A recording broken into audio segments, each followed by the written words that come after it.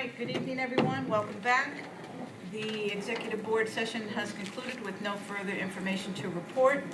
At this time, we will resume the public session, and if we could all rise for the Pledge of Allegiance, and if Brenda could lead us in the pledge, please. I pledge allegiance to the flag of the United States of America and to the republic for which it stands, one nation, under God, indivisible, with liberty and justice for all. Thank you very much. Ms. Johnson, our student representative.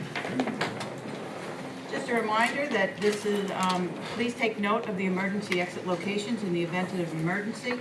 Please leave the auditorium in an orderly fashion through these exits, to my right and your left, and immediately to the back of the room. This is a smoke-free school district. Smoking is not permitted in the building or anywhere on school grounds. This is also a hate-free and bully-free school district. And having said that, welcome everyone here tonight and welcome those watching online. And now we'll turn it over to the superintendent for the board consent agenda. Thank you, President Felice. I ask the board to consider items C1 through C5.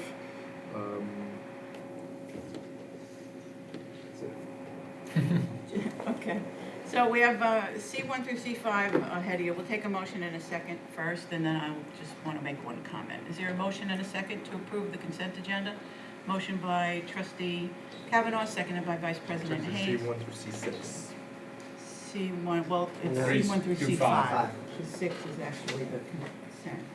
Oh, yours is different than this one. Okay. It was updated. It was updated, so I have to refresh. Yeah, it should be 1 through 5 is right. All righty. 6 is just word consent. Oh, 1 through 5. I apologize. It is 1 through 5? Okay. All right, thank you for that, District Clerk. So we have motion and second on the floor. You got the motion and second, correct? Yes. Okay. I just want to make note, the financial reports, they used to be listed as the treasurer's report, so I think that's going to just confuse people. So for the board's information, they're one and the same. And I just want to confirm that with the businessman. Yes, I did, Okay. I did look at it. It's the Okay. treasurer's report, the final for June, yes. Thank you. All right?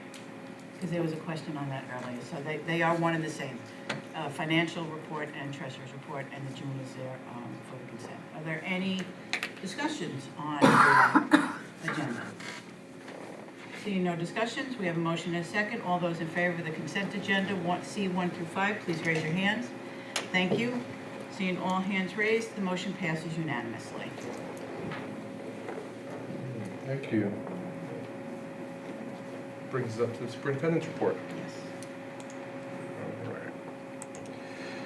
So just reminded the Board of Trustees that we've only had 7 instructional days since our last Board of Education meeting, yet there's been a lot going on in the school district.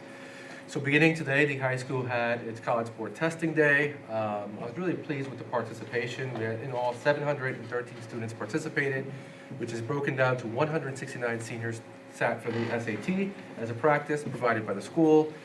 371 students, sophomores and juniors included, sat for the PSAT and the National Merit Scholarship test as well. And 73 students in 9th grade sat for the PSAT 9. This is a fantastic opportunity that's given to students to sit for an SAT or College Board exam. Typically, there's costs associated with it, so the fact that we offer it free of charge to our students is fantastic. They will be getting feedback in the future from the College Board to see where they're at so they can best prepare for these exams. I do want to give credit to several people at the high school, namely Principal Della Rosa, Assistant Principal Ayalucci, who's also our testing coordinator, Jenna Restivo, who's our Director of Guidance, Lindsay Fritsch, who's our Special Education Chairperson, and April Ornstein, who's our Counselor and College Board Testing Coordinator, and obviously the entire high school staff for making this happen.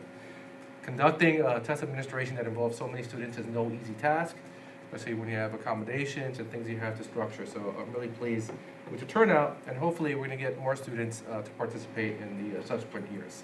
That was really a great day. I don't know if Brent sat for a test today or Yes, I did. was it? It was good. It wasn't too bad. That's what I like to hear. Very nice. We also had a team of administrators and a teacher represent the school district at Long Island Association for Supervision and Curriculum Development. They presented on our Seal of Civic Readiness. We're one of a handful of schools who piloted this program, which gives kids a great opportunity to learn about civil engagement or civic engagement in their communities. And it's also an opportunity for them to earn an accolade on their diploma. So I was really pleased to have a team of administrators, including Ms. Doyle, present at the conference this year. I also presented our district message to the community at the Meet the Superintendent night. It was a pleasure for me to sort of disseminate that information. If you missed the presentation, it is posted on our website under the YouTube link. A lot happening. I don't capture it all, but I was certainly invited to a Lego challenge at Frank P. Long. Fantastic experience with the students. I was a checker. That was my role in the classroom. And basically kids were instructed to construct structures using Lego that were hidden, and they had to communicate the structures to their teammates. The messenger had to go to the other team, and they had to try to replicate the structure and match it. Kids loved it, and what they did was they had certain rules. They had to communicate, they had to compliment each other, and then they had to give a suggestion on how to do it better. Fantastic time. The kids were awesome, so I was really pleased to be able to spend a morning there with the 5th grade class. Well, Mr. Santana, if I can interrupt you, I'm a little disappointed that you didn't invite me. When you know, I Athletic know, collection. Trustee Durant. My bad. That's for the trustees, Nice to you meet you. recall, he is a Lego person. Yes, I am. Next time, we'll bring you down. So, but it was a lot of fun, and the kids were fantastic. So shout out to Ms. Pettit, the assistants in the classroom, and the building administration who also participated. I also attended the Fall Festival at Bellport Middle School on Saturday, really well attended. Good time to see students in face paint and enjoying a couple of food trucks and bouncy houses. Great time. In terms of Hispanic Heritage Month, there's already been a couple of events. I had the privilege of presenting at an assembly program at the high school, which Trustee Ann Hayes attended, so I want to thank her for coming and her support. I also thank President Felice and Trustee Trent and Trustee Hayes for attending the Meet the Superintendent night. The Bellport High School also hosted a cultural fair. Frank P. Long 5th graders are creating Mexican sugar skulls based on the Dia de los Muertos holiday, or Day of the Dead holiday. And there's a couple more things happening. There's a lot of embedded activities, but tomorrow night I will be presenting at the middle school's Hispanic Heritage Celebration, Flavors and Traditions of Hispanic Heritage. That's going to include a dance performance, music, and food. Brookhaven Elementary School is also inviting a Latino author to meet with our kids. And so celebrations will continue, although the actual Heritage Month ends on October 15th. We have activities planned through the 17th. All of these activities, and there are many more happening in our elementary schools, middle school and high school, can be followed in various Twitter handles and Instagram accounts throughout the district, which are also found on our website. Moving on, this coming Saturday, October 15th, we will be dedicating the athletic complex in the name of John Conquest, who had a very positive impact on a lot of community members throughout the years. I will be in attendance along with President Felice. The ceremony will be held at 10:45 in the Bellport Middle School auditorium on Saturday. After the ceremony and dedication, we do have an Alumni Day football game at the high school as well. So I'm looking forward to that celebration and that ceremony on Saturday. Once again, in terms of district-wide communication, community members who don't have children in the district but wish to receive district communication, I'll say this at every board meeting, you can access the community portal by selecting this link on our website. That opens up the portal, and you can input your email information, and you will receive correspondence from the school district, anything that's sent out district-wide. I am also available by clicking the link on the top and opening up the Superintendent's Corner. There is also a link right on our homepage to the Superintendent's Corner. I have a monthly message that's posted on our website. I also have my contact information available, my Twitter feed, as well as my weekly update or blog that's posted on a weekly basis. That's just to give the community access to keep in touch with the superintendent and to sort of keep abreast of what's going on in the school district. And that's it for the superintendent's report. Okay, thank you very much. All right, we're on to the trustee and advisory committee reports, and we're going to start with Ms. Johnson. Thank you. The school year at Bellport High School has been off to a great start. It's great seeing all the students enjoying the various activities that our school has to offer. This past Saturday, on October 8th, many student council members volunteered their time at the Squassix Fair in Brookhaven. During this event, members organized games for the kids to play, such as relay races, scavenger hunts, and did some face painting to the kids as well. It wouldn't have been possible for this event to run without the help of our members. Yesterday, the Student Council participated in the cultural fair in recognition of Hispanic Heritage Month. Each club presented a different country and had club members who acted as experts and tour guides describing the country. This was a great way for people to learn about Hispanic heritage through a fun fair. Spirit Week will be held the week of October 17th. We have many new Spirit Days planned this year, and it's always a great way to unite our school and for everyone to show their Clipper pride. This year, homecoming will take place on October 22nd. Classes have been hard at work making the floats, and the theme this year is Cities of the World. The parade will take place before the game, where the class floats will be voted on. After the game, the homecoming dance will take place in the gym for the first time in a very long time, and everyone is looking forward to this year's homecoming. As well, the Student Council has created a student survey, whether the students would rather the dance be semi-formal or dress as their float, which is how we've been doing it for the past few years. This is a great way for every student to share their voice in school events. This year, Trunk or Treat will be held on Friday, October 28th. Last year it was super successful, and each club set up the trunk of a car with activities and candy. Kids were super excited in their costumes and getting ready for Halloween. This was also a great way to kick off our food drive. For the second year, the Student Council will be stuffing a bus with non-perishable food items. Last year, we successfully stuffed the bus, and we look forward to doing the same thing this year. The food items will be donated to local families in need. If anyone is interested in donating, please drop off items to Belport High School and leave a note that it's for Student Council and put room 105 on it. Thank you. Thank you. Trustee Barrett? I have nothing to report. Trustee Kavanaugh? Excuse me. So last week I had an opportunity to attend my first committee meeting, which was the Health and Safety Committee, presided over by the superintendent. We discussed a wide range of issues, from indoor air quality to the ongoing needs of our school safety officers, and some necessary upgrades to their equipment that we're considering. And I look forward to continuing to work with that committee, and it was a pleasure to have met the community members who participated. Thank you. Trustee Flippin? Nothing. Okay. I have nothing to report. Okay. Trustee Hayes? I attended 2 meetings last Thursday. One was strategic planning, and one thing that came out of that was to bring our new superintendent up to date about some of the work that had been done last year about revising the mission and vision statement.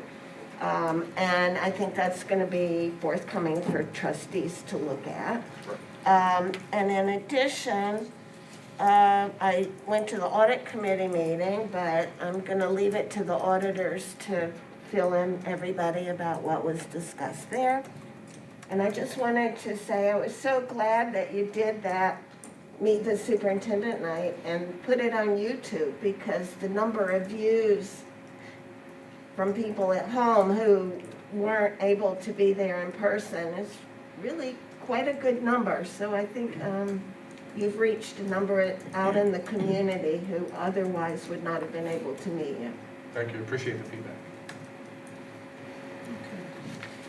All right, I attended the Board Officers Academy given by the New York State School Board Association. That was held in Melville this past 2 weeks ago Friday, September 30th. First time it's been live in 3 years, so it was really nice to get together. Also attended the Health and Safety Committee meeting that Trustee Kavanaugh spoke about. And an additional observation to what was already mentioned is the committee would like the district to stay ever proactive in supplying hand sanitizers throughout the district. On October 6th, I also attended the agenda planning meeting with the superintendent and the vice president, and then the strategic planning meeting that was discussed. and the audit committee meeting as well, and the meet the superintendent night. The joy I had with attending the superintendent night is the parents that were there were very complimentary of the superintendent and gave compliment to the search committee. And I shared that the search committee was the Board of Education, and it was very gratifying that the work that we had done to get you in as our superintendent is well noticed in the community. So you did a wonderful job there, so thank you very much. On October 11th, I attended Compass Unity meeting where the committee welcomed its new director, Camille Mason, and thanked the group's coordinator, Phyllis Verno, for her years of service as she is leaving the district. She is moving down south with her family. I also attended the Facilities and Finance Committee meeting where the committee received an update of all pending and completed items from last year. Mr. Frank Pirro was also welcomed as the new facilities manager. In addition, the committee noted that the assistant superintendent of business and she acknowledged that the finance committee would like more notification of the district's budget process at the time of development. Of the 2 elementary school principals who were on, and I have a typo in I spelled principal wrong, so you'll correct that for me, thank you. Who served on the committee, they were both excited about the security camera enhancements that are pending in the upcoming capital projects vote. The pending items, I won't be able to attend the Teach and Learn Committee tomorrow night. I am sorry, I'll be at a charity event. But I know Vice President Hayes is a part of that committee, so I hope you'll sit in also as the ex officio representative from the board. I will, however, be done with my charity event in time to attend the Hispanic Heritage Night at Bellport Middle School, and I'm looking forward to that. I will join the superintendent at the John Conquest rededication and the alumni football game. And also will be attending on Monday, October 17th, the New York State School Board Association voting delegates meeting. All of the Board of Education members have been supplied with the proposed resolutions. If you could just take a look at them, if you haven't already, if there's any comments you want to make before Monday, please get them to me. But I will be attending that at 4 o'clock. It's virtual. 200 delegates have to stay on the meeting in order for them to have a quorum and continue through with the entire agenda, and that meeting usually goes several hours. So that will be on Monday the 17th.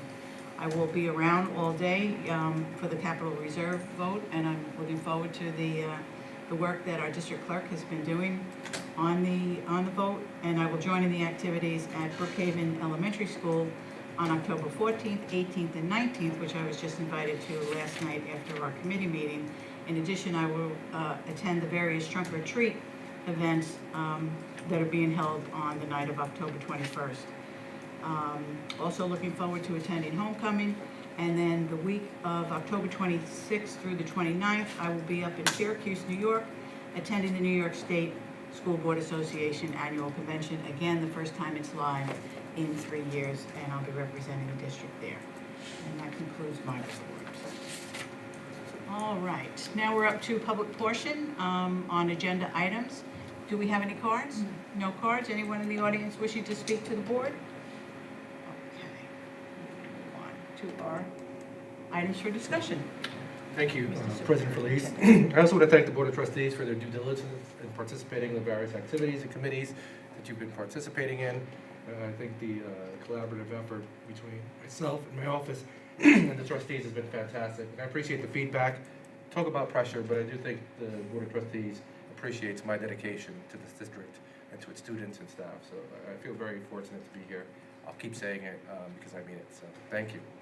But moving on to the agenda, our first item for discussion is our presentation from our architecture from BBS. As you're aware, the school district has a capital reserve vote scheduled for this coming Tuesday, October 18th. As a reminder, the capital reserve fund was established on May 17th, 2016 by voter approval for the purposes of funding in whole or in part capital improvements to the facilities of the district. Use of the funds requires approval from district voters.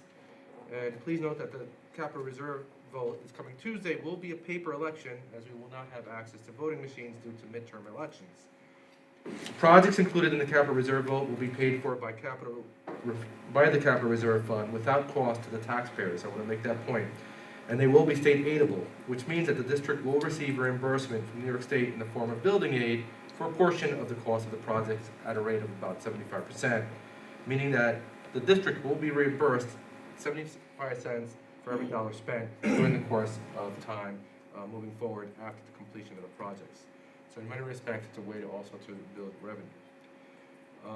So this evening, I have the pleasure of introducing David Wazowski from BVS Architecture, who will be outlining the work included in the capital improvement project. So President Police, I want to welcome Mr. Wazowski, and I apologize if I mispronounce your name, to the podium.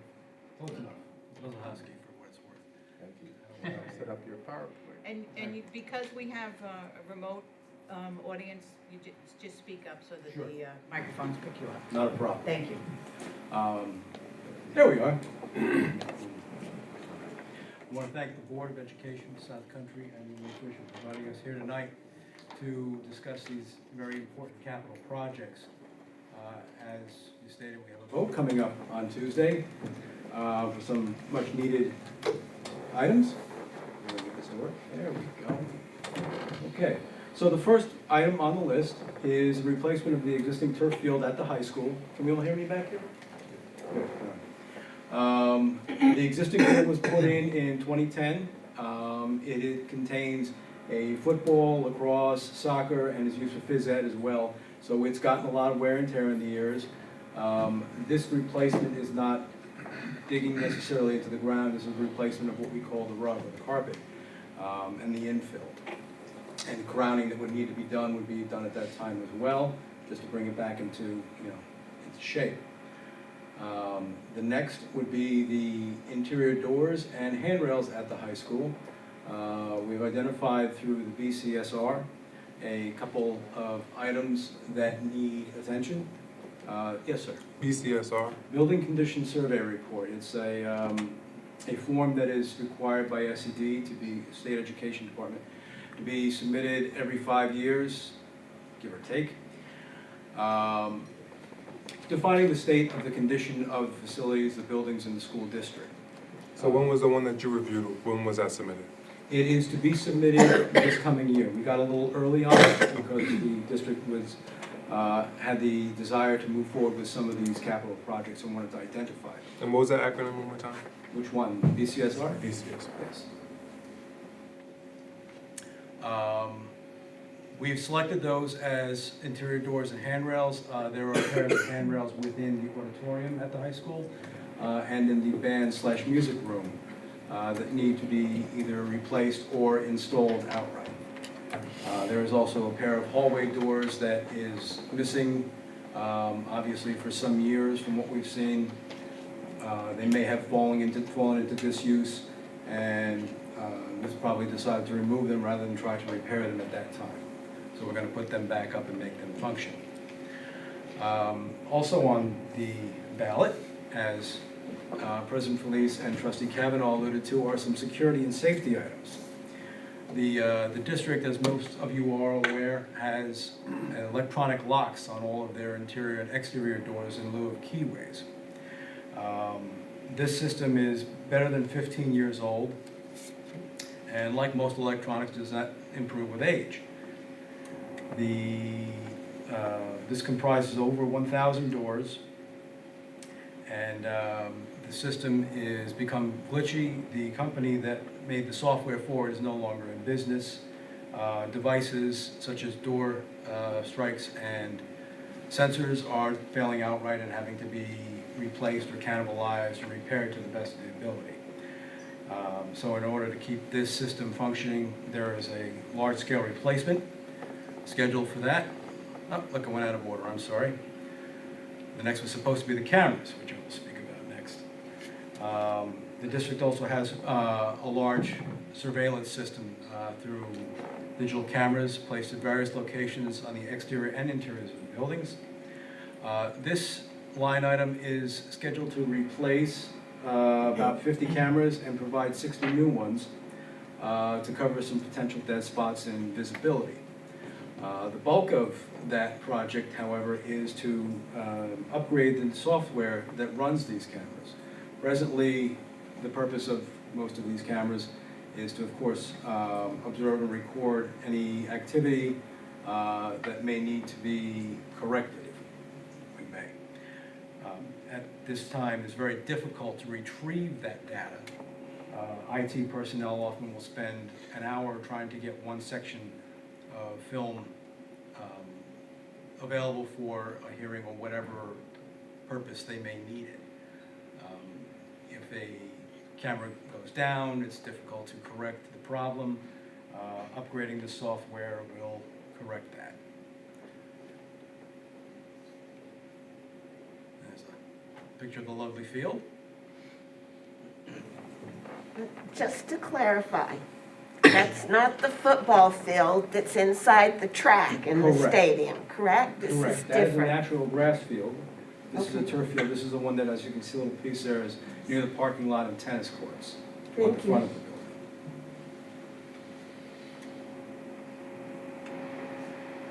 Scheduling. We have committed to the administration and now to the board that we will get the first part of these projects up to the state next month so that we have the opportunity to, repair, construct the turf field this coming summer. And the doors and handrails will be included in that package. The second part, the security systems, will come immediately after that and is slated to be sent to the state in the spring for a summer bid and implementation over the following academic year. Any questions on that so far? I just want to make one Yes. comment that, with respect to the turf field, when it was initially brought to the board's attention that it needed some upgrading, we weren't really, at least I wasn't, really appreciative of the fact of how much that field is used, and we were made aware of that Yes. from our student representative that sits on the board with us. Ms. Johnson made us aware of just how many gym classes took place out there, especially during the pandemic. But we weren't aware of the utilization, the overabundance of utilization of that field, and a reason why she's an important component to the board. So just so that the community is aware of It why is we're kind going of in a that double-edged direction. sword, yes. They're a popular event space, but that also invites wear and tear, and, well, it's not all made to last forever, unfortunately. There are some wonderful pictures of some of the repairs that have been made to it on your website as a presentation if anybody wants to go and take a look at that. And with that, I'm concluded. Unless anybody else has a follow-up question? Any questions? Any more questions? Okay. Thank you. All right, thank you for very having much. Thank you. Thank you. So we're going to move on with our items for discussion. Our second item for discussion is the acceptance of the financial statements and the independent auditor's report. Tonight, our independent auditors, Cullen and Danowski, will be presenting a review of South Country's financial statements for the 2021-2022 school year. Cullen and Danowski complete an annual audit of the school district's financials and provide a report to the Board of Trustees as mandated by the state. Tonight, Michael Leone from Cullen and Danowski will be here to provide a summary of our annual financial report. So President Felice, I ask that you welcome Mr. Leone to the podium. Mr. Leone, welcome. Hello, everyone.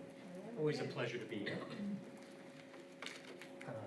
So as mentioned, my name is Michael Leone. I'm the engagement partner at Cullen and Danowski. We completed the audit for June 30th, 2022. So I'm here to present a summary. Before I start, I'd like to thank the board and the district for their cooperation and engaging us as the auditors. It's a pretty involved process. As I mentioned, I met with the audit committee last Thursday, and we went through the financial statements in great detail. So tonight is just more of a summary format. I'm just going to give you some basic background. One of the reasons the district is required to have an annual audit is they have to submit that report up to the New York State Education Department. We, as the external auditors, are required to perform the audit in accordance with our professional standards.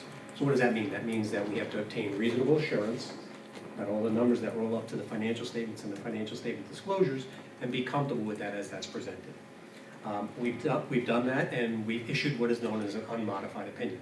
That means it's a clean opinion, numbers are fairly stated, disclosures are accurately reported within the financial statements.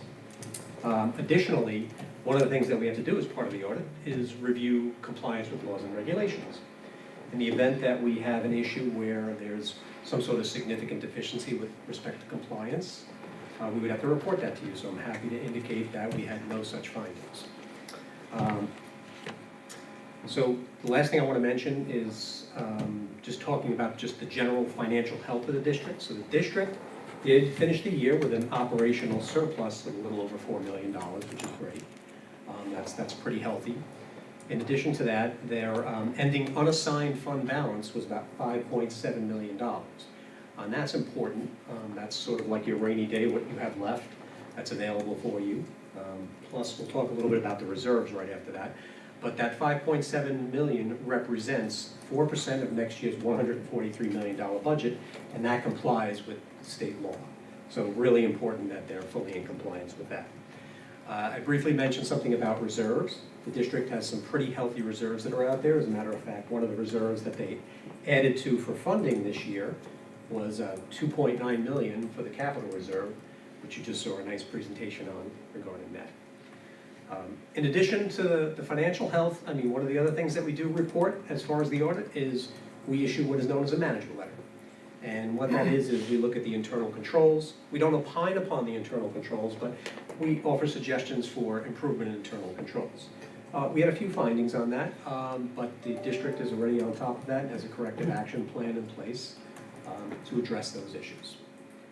So with that, I'm not sure if there's any particular questions, but that kind of summarizes the audit. Again, as I mentioned, I did meet with the audit committee and we went through this in a lot more detail. So, sure, ready? That $5.7 million, where was that from again? So $5.7 million is what's left in your unassigned fund balance. When you think about your fund balance at a district, it's like, think about assets, liabilities, and equity. That's everything that's left within the district. So that includes your unassigned fund balance and any reserves that you have. So what builds unassigned fund balance is if you have surpluses year to year. So that means if you generate a surplus, you're able to increase your unassigned fund balance or increase your reserve, which has been happening the last few years for the district, which is a good thing. Good question, though. And so the unrestricted reserves, Yes, unassigned unassigned. fund balances, That's right. that's what we've been using to help close what we'd referred to as a gap between our operating expenses and anticipated revenues. Sure. So if, in a given year, it's a good question and a good point. So in a given year, if you operate at a deficit for the year, you're going to reduce what's in your unassigned fund balance. And when you operate in a surplus, you add to your unassigned fund balance, but you're absolutely right. That is something that you use. In addition to that, you also, as I mentioned, you have some healthy reserves that are out there. So what's good about reserves is in future current expenditures, future expenditures, it's nice to have those reserves set aside in the event that you need to appropriate them and use them to help you fund the expenses. But there are restrictions on some of the reserves. They are, So that, absolutely, 100%. Okay. That's true. So in other words, when you think about some of the reserves that you have out there, there are certain state mandates. So you have an employee retirement reserve for your employees that are under that retirement system. You have a teacher's retirement reserve. You also have an employee benefit accrued liability. So there are limitations to certain reserves. Workers' comp. Some of these reserves do have the ability, if they're not going to be used, that they could be transferred to another reserve. It's always something to monitor. Others are very, very specific, like an employee benefit accrued liability, that stays that can't be moved. Mr. Leoni, I have a few questions for you. Sure. Thank you. So, and I'm looking at page 57. Oh, okay. The actual, Good thing I brought it with me. the budget and the actual and the general fund. Sure. So the Board of Education is responsible for adopting and presenting a budget out for community approval. In doing so, we rely on the information that comes from our business office. And so how can the board be more proactive about the information it's being presented with to develop that budget? And specifically with respect to instructional costs for our educators and then also our support staff. I understand a budget is a best guess, I've been always told, and it's always going to have some differential as we go down the road. But to really be proactive on what those estimates are, and if, they, you know, and get them as close to accurate as possible. Mhm. Are you able to tell us, as our internal auditor, what steps the board, or what kind of questions the board should be asking of the business office to be able to rely on the information they're So receiving? again, I think that's a very interesting question and a good question. Again, when you construct your budget, there's many departments that are involved. A lot of information has to be submitted to the business office, and they have to evaluate whether that's accurate and project what the budget's going to be. So as that information becomes available, you know, the board could have certain meetings with management to have further discussion to dig into the details of some of the budget.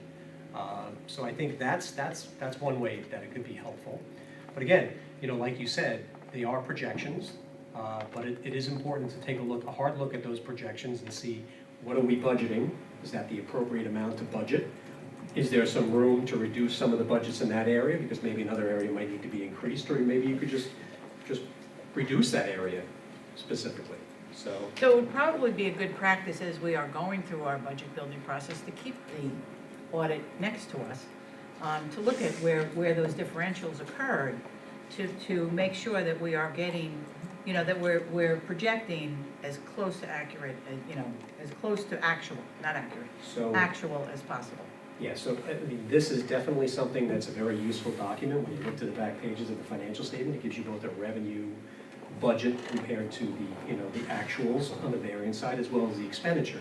And everything gets built out by the expenditures. You have to look at what does it cost to provide a good education to the community, and what are those costs that are involved.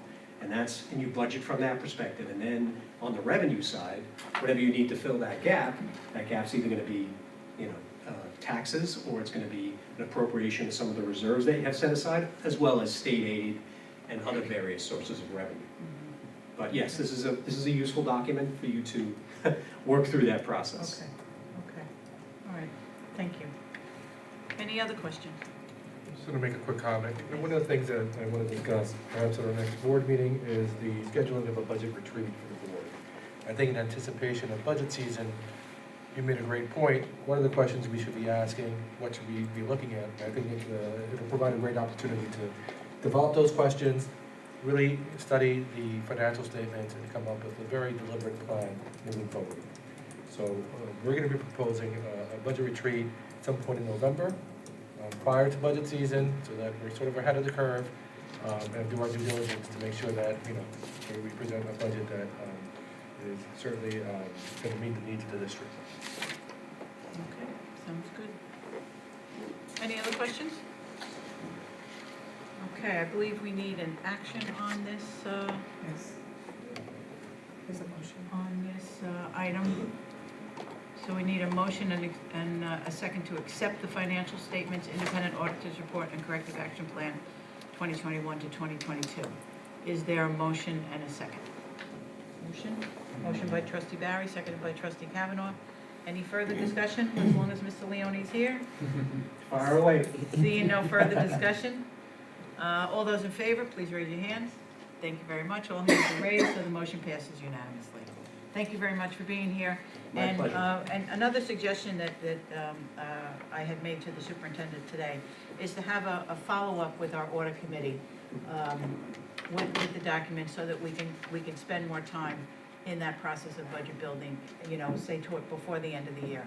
So I hope that you or someone from your firm will be available to assist us with that as Okay, so well. one thing that we just have to be mindful of is we can provide technical advice as far as budget building. We can't perform management's functions, so. we Understood. definitely- Thank you for clarifying Yeah, that. yeah. We just wanted, you know, a chance to, Absolutely, you know, more than happy to to go help when it into, comes to you that. know, in We just depth. have to be careful when it comes to Understood. that stuff. Thank you Yeah. for that clarification. Of course, of All course. right. And thank you once again for. One more comment. Oh, of course. I just wanted to thank you, and also your comments about working with the administration about getting this done, and your comment, your report, that there were no significant deficiencies noted here.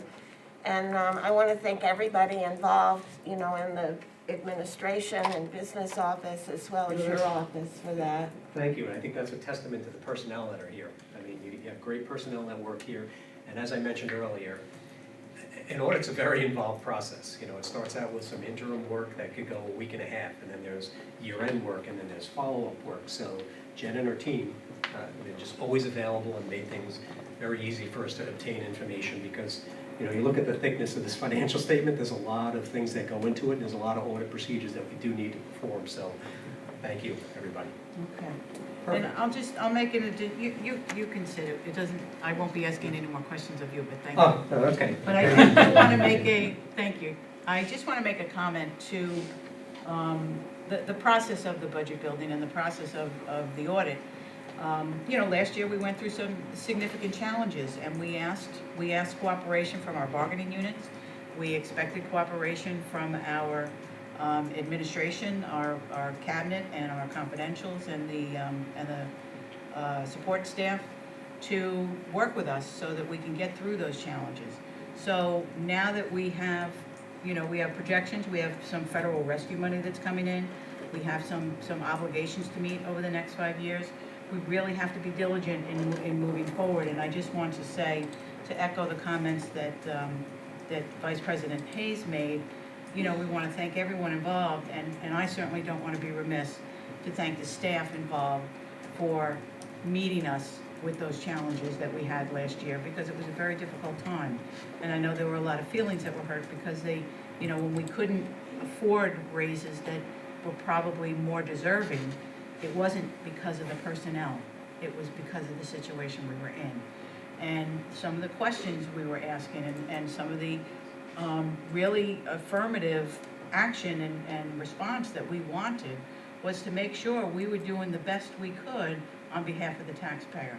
So all, you know, this is taxpayer money and we don't want to take it lightly. And I think the board sent a message to the then superintendent and administration that, you know, watch your spending, watch how many copies you make. When you make a copy, use double-sided, so we're not wasting paper. But everywhere we can to tighten up should be utilized. And I think we were able to get that message across. And I know Mr. Santana is well aware of our concerns going forward, and that's why we're working so aggressively to hold a retreat for the Board of Education to really understand what's involved, because, you know, we have challenging times. We have challenging times like we never had before. So thank you again for your help. And I just want to mention something, because I think that's a good point. You know, as you mentioned, that the federal funding is assisting the district tremendously, which is good. One of the things that we also, you just gave me a little reminder here, one of the other things that we do have to do is complete a single audit.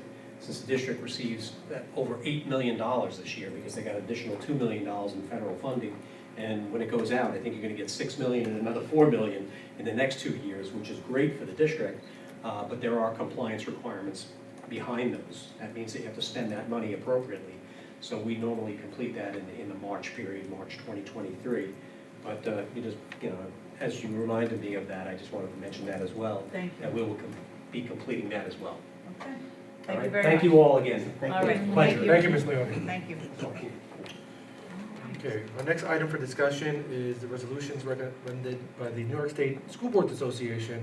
Actually, President Felice had asked the trustees to discuss the resolutions recommended by the New York State School Boards Association, otherwise known as NYSBA, specifically items regarding the school board voting delegate. So President Felice, I turn this discussion over to you. I mentioned it a little in my board officers' reports, but again, it's here on the agenda so that you can take a look at some of the resolutions being considered. Also, this year, for the first time, all Board of Education members are going to be sent a link to listen into that meeting on the 17th, if you so desire. You won't have the ability to speak at the meeting like the voting delegates would, but if you wanted to click in, even if it's just for a little while, I do anticipate it's going to last well beyond 9 p.m. It starts at 4. Last year, it lasted about 4 hours. So yes, if you want to click into it, you will get an email from New York State. And that's it. Can I make a comment? Sure. I was delighted to read those resolutions because, you've probably heard me say repeatedly that there are, in my opinion, legislative changes that need to be made in Albany in order to have appropriate funding for school districts. And some of these resolutions take care of that. And So I'm looking forward to hearing a unanimous approval of the resolutions after this meeting. Okay, I will let you know. All right, our last item for discussion on tonight's agenda is the board priorities. Last week, we approved the board priorities, but we decided to make one slight change in one of the priorities so that it wasn't specific to a school year. It's kind of sort of limits its use. Again, subsequent to our board meeting last week, minor edits were made to the board priorities, which just includes board priority number 3, which originally read, review and evaluate our education programs, develop a plan to improve programs where needed in time for the 2022-2023 budget consideration, specifically the areas of equity in education, educational technology, and social and emotional support for students and staff. That was changed. Again, the body of the paragraph is relatively the same, but it was changed to review and evaluate our educational programs, develop a plan to improve programs where needed in time for the upcoming annual budget considerations. That's the change. So we removed the specific years just to make it more applicable should we want to keep this priority moving forward. The rest of the paragraph is the same, specifically in the areas of equity in education, educational technology, and social and emotional support for students and staff. So again, the specific years were removed from the statement, as a statement could be applicable in multiple budget seasons moving forward, should the board decide to adopt that priority in the future. So President Felice, your thoughts? Thank you. My thoughts are, could you please ask support staff to make this document left justified? Some of the paragraphs are left justified, some are centered, some are to the right, and it makes it a little confusing when you're looking at the parentheses underneath, all right? Yep. That's my only observation. Anybody else have an observation they'd like to make? Okay, we can move on. I believe we need to vote on it because We we need voted to on vote it. on it again? Yes. Oh, okay. Only because even though we were only changing something that's insignificant, As it was.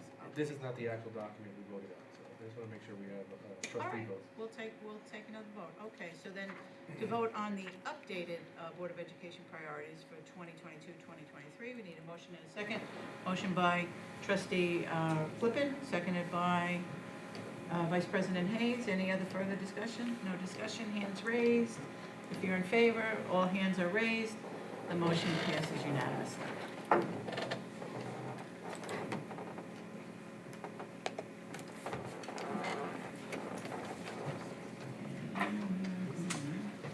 You're on G, curriculum. Very good.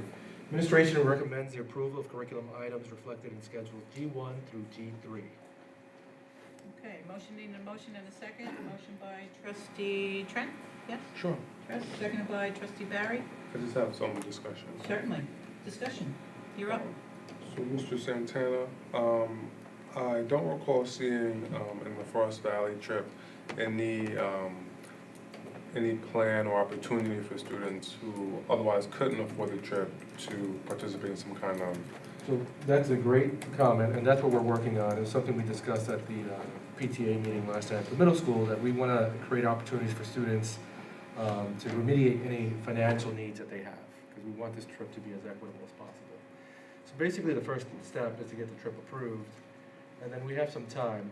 Tentatively, this trip is scheduled for May 31st through June 2nd. So we have plenty of time to fundraise as much as possible throughout the year. And again, the idea is to reduce the cost. My recommendation to the PTA and the building administration was to create some sort of program so that we can identify students in need so that their costs can be covered when that need is needed. So because those things are not outlined in what we're approving tonight, can you follow up with the board when those things are ironed out? 100%. I appreciate it. It's something that I take to heart because, again, when we provide opportunities to students, it should be provided to all students. Okay, good question. Any other questions? All right, did I take the motion in a second? I did, thank you. All right, so we have a motion and a second before you for item G, 1 through 3. Seeing no further discussion, all those in favor, please raise your hand. Seeing all hand raised, the motion passes unanimously. And now We're up to item H. The administration recommends approval of personnel changes reflected in schedules H1 through H6. All right, motion and a second for H1 through H6. Motion by trustee Trent, seconded by trustee Kavanaugh. I was calling you Travanaugh. Yeah, I gotta combine your name. Hybrid trustee. Hybrid trustee. Any further discussion on the personnel agenda? Seeing none, all those in favor, please raise your hands. All hands raised. The motion passes unanimously. Thank you. And now we're up to, is it I? Yes, I. These are business agenda items. The administration recommends approval of business items reflected in schedules I1 through I7. Need a motion and a second for I1 through I7. Trustee Flippin, seconded by trustee Trent. Any discussion?